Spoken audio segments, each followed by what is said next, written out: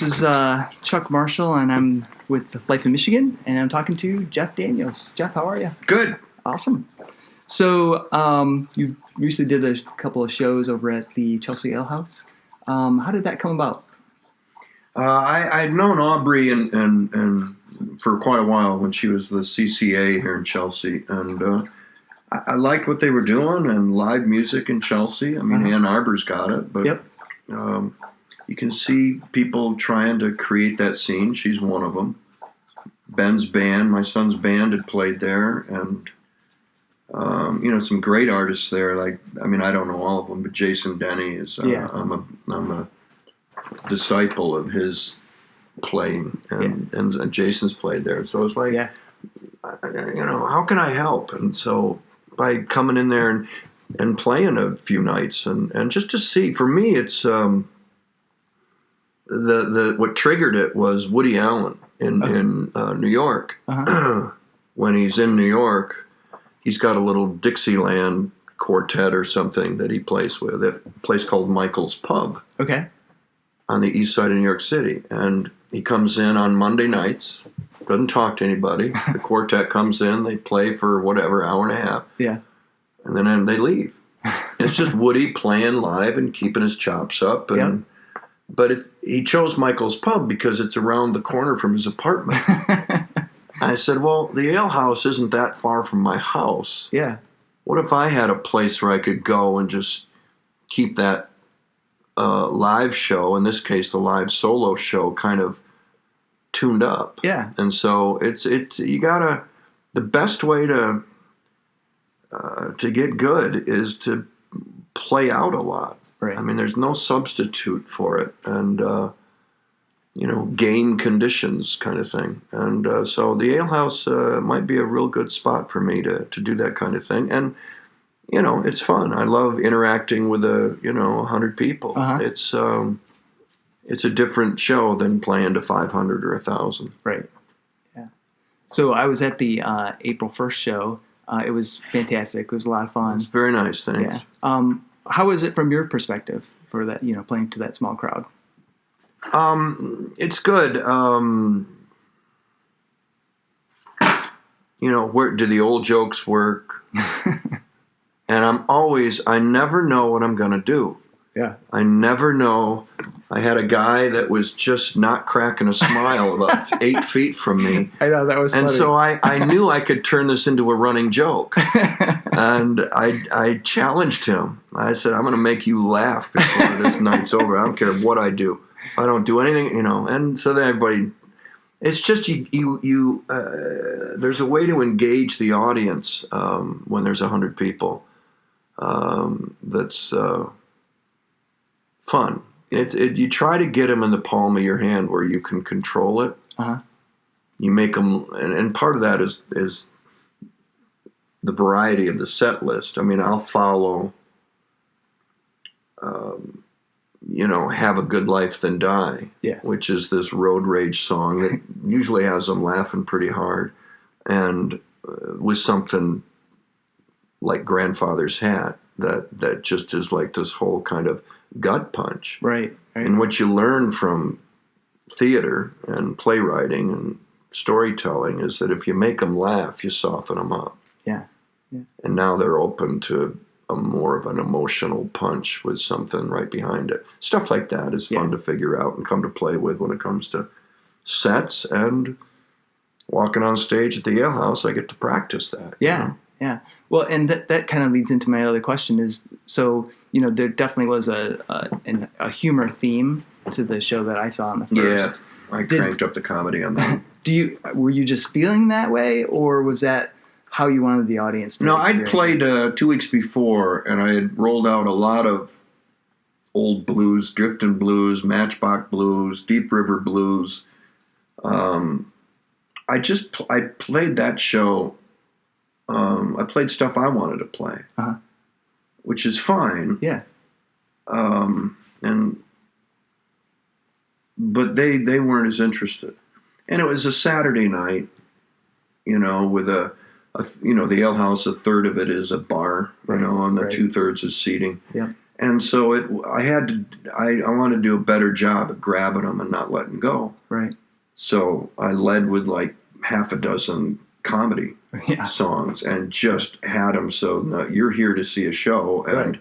and then you slide in the stuff because now you have them. You gotta earn it. You gotta Right. get them. You don't just get them because you walk on stage. And so the comedy thing is it's more fun to play. Uh-huh. Whether it's Dumb and Dumber or whatever, they kind of expect it something from me. Yeah. Though I don't know that they know that this is coming. Right. So it's not to be dismissed, comedy. Yeah. I've never felt that way. And as long as you can slip into some of the more intricate guitar stuff and drop in a serious one or two to let them know you can do that, you know, everyone will be entertained if you do that. So acting, playwriting, and music writing all involve storytelling. Do you think that your skills as an actor help you in writing music? Actor writing music. I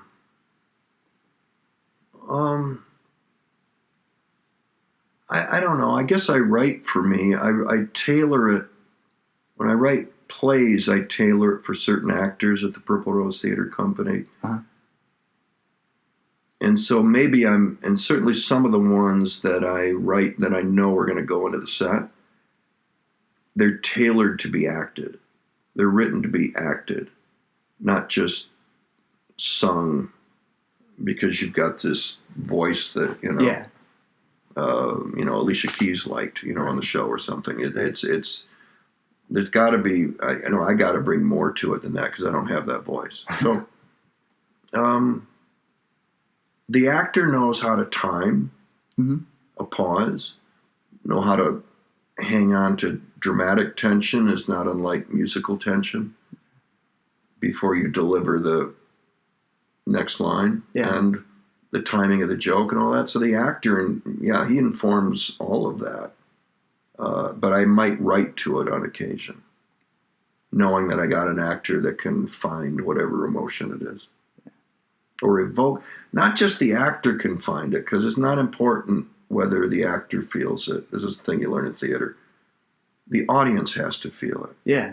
You can feel like you're up there thinking about where you're going to eat later after the show. Right. But if you deliver it in a way that makes the audience cry, then mission accomplished. Yeah. Cool. Same thing with a song. So that kind of leads into another question. So when, I imagine that when you're acting, you're taking on parts of that, aspects of that character you're playing. When you're performing music, do you take on the persona of the song, or is it just you and your guitar?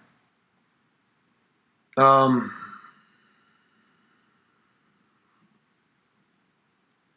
and out. There's a song I do called Leaving, about just an old guy who got dumped by the woman he loved. And you sing it in a way that could be the voice of him, but it's still sung and it's still technically performed for an audience. Right. So I think it's less of a full immersion that you can do in front of a camera or on a stage when you're playing somebody. Right. There are still technical aspects. What's my next line? All that stuff. Yeah. But that's more of a complete head to toe, where this is still more, you're only acting with your voice when you're singing it. So it's a little different. Yeah. Still. And your guitar. I mean. Yeah. And the guitar can evoke that. It's interesting. Maybe the guitar's the body, the actor's body. I don't know. Yeah. All right. Cool. So, are there any fictional or non-fictional writers that influence your music? Like novelists? Yeah. Those guys? Yeah. The rhythm of T.C. Boyle, I love his stuff. I've been researching this thing, so I've been reading about FBI stuff. Has that crept into your music at all? No. No, T.C. Boyle is one. Oh, Sorkin has a rhythm. Aaron Sorkin on Newsroom. There's a rhythm. Yeah. I go back to more Neil Simon has a rhythm. Yeah. Though you take out one word of a Neil Simon joke or the setup to a joke, and it isn't funny. Right. It's that meticulous, that specific. Shakespeare had rhythm. David Mamet had rhythm. Lanford Wilson had rhythm. These are all playwrights, Yeah. So I guess more the playwriting, because it's all has been more influential than novelists. Cool. So in your new album, Simple Truths, you are working with David Brian Vanderark, yeah, from the Verve Pipe. And I heard that you wrote and co-wrote and played on the Overboard album. So how did you guys start working together? We shared the same agent at the time, Jim Fleming. And Fleming said, you might like this guy. He's over in Grand Rapids. And I knew of Verve Pipe, and I knew of Brian. And I can't remember. He would know where we met, but I listened to his stuff, and he's been through it. He's been through the mill of songwriting and labels and studios and all that stuff. I just write so that I can take it to the alehouse. I don't have that pressure. So he's been in the music business. Yeah. And I think he was looking to go indie. I think in his head, I think he was looking to write differently than trying to satisfy what they might want on the next album. So he sent me what was it, Little Town? There was another one, Little Town, My Little Town. And, like a lot of songs, I got a bunch of songs that are started, but you don't. Right. And he had started it. And so I kind of knew where he wanted to go. He wanted to go edge. He wanted to go darker. Yeah. So we made it darker. And instead of the soldier coming home to the young bride waiting for him, coming home from Iraq, he didn't come back. Yeah. So now what's that third verse? And so that collaboration worked well. I just threw 2 pages of what ifs and here's some possible lyrics, And built from there? Yeah, and then he did the rest. Oh, cool. He had done 75% of it, maybe more. Okay. So I just steered it and threw some ideas at him. And then Overboard, he said, let's do it again. And it was a love triangle. And the old girlfriend was a little bit like Glenn Close in Fatal Attraction. It was she wouldn't go away, and so he had a good setup for it. And I said, "Well, let's kill her." So the song, the boyfriend pretends he's going to get back with the old, psychotic girlfriend, and says, "Let's go up to the UP. It's beautiful. The water's beautiful at night." And took her out in a boat and threw her in Lake Superior. That's a love song in my book. Oh, man. So on Simple Truths, the lyrical content seems a little bit more somber than other stuff you've written. What was kind of the motivation behind that? Well, we said, let's stay away from comedy. Just write, the way Jason Isbell does. Mm-hmm. Sturgill Simpson. Sturgill. Casey Musgraves there's there's writing in there. Yeah. And imagery in there. And again, I love it. John Hyatt, John Prine, these Cheryl Wheeler, these people, they care about the words. And so if we took comedy off and tried to do like a serious album and just let's take the best of the ones we throw at each other. And so we wrote, via email from a distance for about 6 months. Uh-huh. And just kind of whittled it down to these are the ones we can do. And and came in here and recorded them and over the summer. Nice. Yeah. It was good. It was it's fun to watch him work and watch him in the studio, and he has such a knowledge of vocals and how to build a song and just that whole studio rat thing. Yeah. You know, he's been in enough studios to know it. So it was I had a great time, great experience. Cool. So, are there any other musicians or artists that you would like to collaborate with? Because I'm thinking that you and Bruce Springsteen should do an album together. Yeah, that'll happen. You know, it's been Keb Mo is a friend, and he's been here. Oh, cool. He came up and. Is he stopping in when they're doing their show? No, he came up for another thing. He had an idea of coming to song. He knew. I met Keb 15 years ago at the Arc in Ann Arbor. I celebritied my way backstage, and because I'd loved his first couple albums, and I had bought his tablature book. This is before DVDs and the internet, where you could. Really, maybe 20 years ago, because I had a tab book and I had learned 2 or 3 of his songs, and I was really into his style of the blues. And I just told him, I said, "You've been a big help." He said, "If you're in LA, here's my address. Stop by. I'll give you a lesson." Oh, wow. So I was shooting Good Night and Good Luck in LA, and I called him up. He said, "Yeah, Saturday at 3. There, came over. And he was great. He spent 3 hours with me, and great lessons on how to play solo. Yeah. It's harder. It's hard. You don't have the comfort of a band, or you can't miss a note and it's buried in the mix. Right. But he said staying on the beat. And because you got to keep your own time. Oh my God! You don't have a drummer, and you're always going to speed up adrenaline. Yeah, that's why you gotta. I gotta keep going to the ale house and other places just so that not the nerves, but the adrenaline. And now you just picked up speed, tempo. So he said the best one he knows of who can play solo and stay on the beat is Taj Mahal. He said just. Get your foot and play it, and you'll see the guy doesn't move. Yeah. And he said, work on that. And that was a great lesson.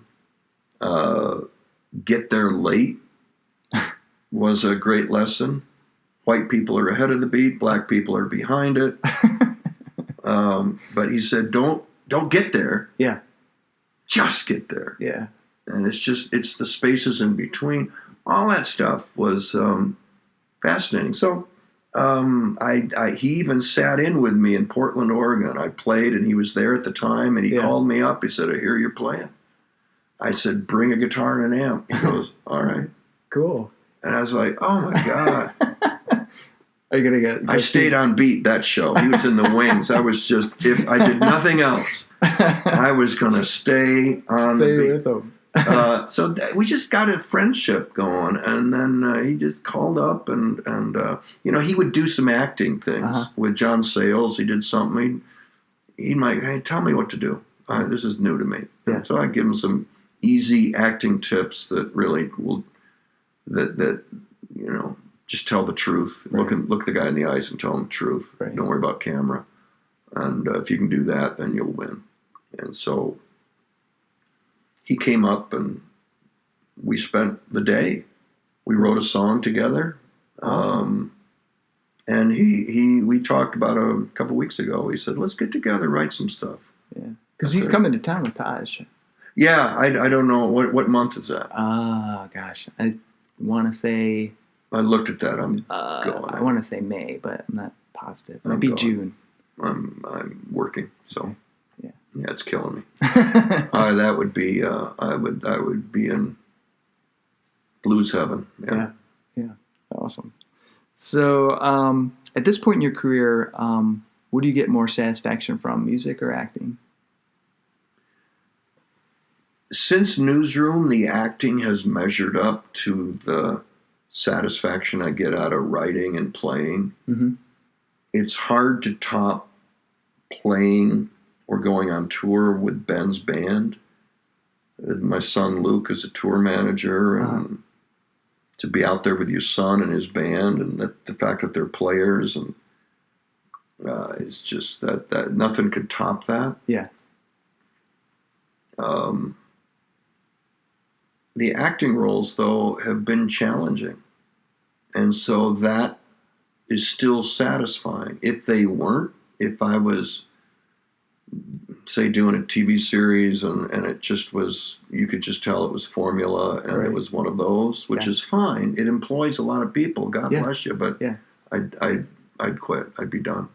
I couldn't do it. I'd rather devote 100% of my time to 2188 studio and the music, if that were the case. It's not. That's the problem. The problem is I'm doing more challenging work, and they want me more than they ever have in my Well, that's good. 4-decade career. It doesn't happen this way. I would love to stop and just do 2188 and play music. I would love to. Every time I try to get out, they pull me back in. The bad Pacino. Yeah. So a lot of your songs have Michigan woven into the narrative. What are a few of the things that you love about your life in Michigan?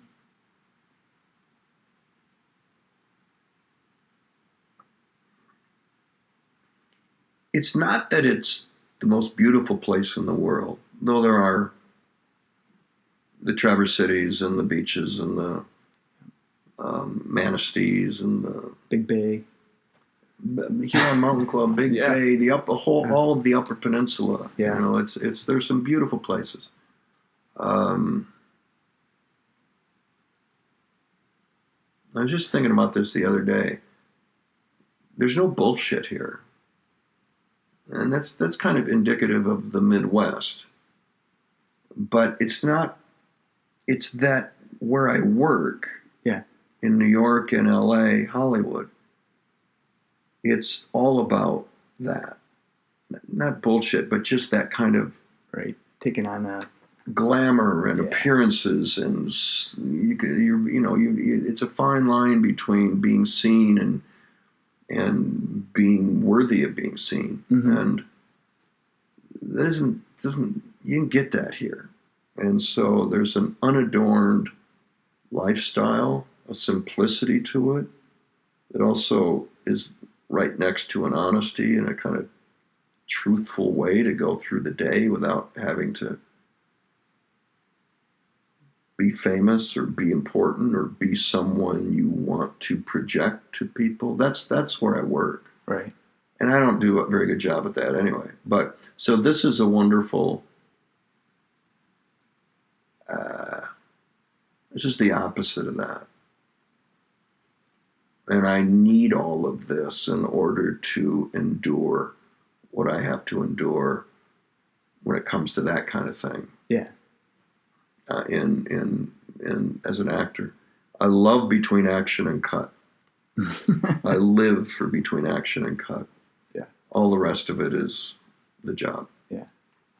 So I think you have another. Do you have another show coming up at the Ale House, or April 15th? Okay. Yeah, we're sold out, but yeah. Great. And then, so did I hear that you were planning to do some more, or are you just gonna see how this one goes, or what? No, it's after the second one. After April 1st, I emailed Fleming and I said, how'd it go? I said, I think I'm remembering how to do this. It's been a while. Yeah. You know, I've been out with Ben's band, and that's different because you do it, but then you're in the band. You share it, and you make sure they're featured, and it's a whole different, it's an in and out, where this is 100%. I'm here. Also, a Saturday night, at the Ale House, it's their night out. Yeah, yeah. They don't want to necessarily listen to me for an hour and a half gazing into my navel, singing about some lost girlfriend. That's not what they want on Saturday Night at the Ale House. So it took a show to learn that. And then I was like, oh, I got that set. Then what's fun is that they just don't know what's coming. Yeah. I mean, and it really is. And I said, how many of you, because I didn't ask the first time, and it was, what, 2/3 said, I've never seen you do this. Yeah. Well, I'll be honest, that was the first time I seen you. Yeah, so you go in going, and I had a different joke, but I said, you're going to get to about this point in the program where you're going to realize there's another 90 minutes of this. And it could go downhill starting right now. Yeah, could take a serious lesson. This is a celebrity with a guitar. This is. Well, I love that part when you were talking about that, you're here to see if you can fucking do it. It's the elephant in the room. The dirty little secret is that I can play well enough and that I know I can entertain these people. Yeah. I don't care who you are. I don't care if you're, the table of women that are giggling at everything or it's Mount Rushmore over here, NASCAR Mount Rushmore. Yeah. And it's fun. It's fun to kind of engage them. And you know what? It's the stand-up comic in me that gets to come out. It's the Louis C.K. It's I get to say anything I want and usually do. I'm not Bridget Everett or one of these, Chris Rock. But it is fun to kind of push people over the edge a little bit. Yeah, and have some fun with it. All right, so Jeff, I just have one more question for you. Yeah. And it's kind of a silly question I like to ask is, what's your favorite breakfast food?